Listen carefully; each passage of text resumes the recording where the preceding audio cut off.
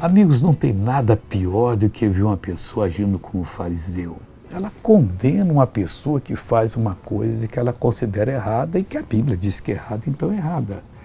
Mas escondido ela faz. Que coisa triste, né? Quer dizer, o outro não pode fazer, ela pode fazer.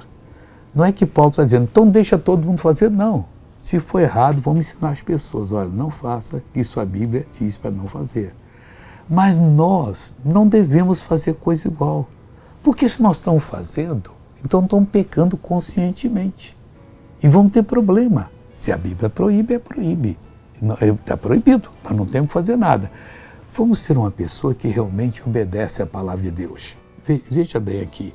E tu, ó homem, que julga os que fazem tais coisas. E tu, ó homem, que julga os que fazem tais coisas. Cuidas que, fazendo-as tu, escaparás ao juízo de Deus? Se Deus proibiu, proibiu para todo mundo, essa é a verdade. Veja esse testemunho e eu já volto para orar com você.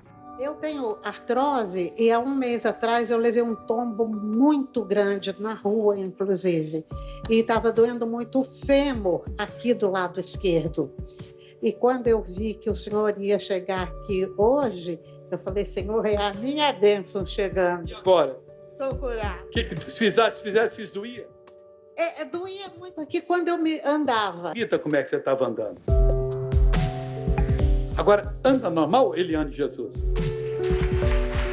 Ele é lindo, né, pessoal? Agora eu quero orar por você. Vamos falar com Deus? Pai, em nome de Jesus, eu uno a minha fé com a fé dessa pessoa.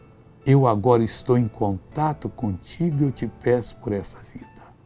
O que ela está pedindo agora, Deus atenda. Liberte-a de toda opressão, em nome de Jesus. Amém. Deus te abençoe.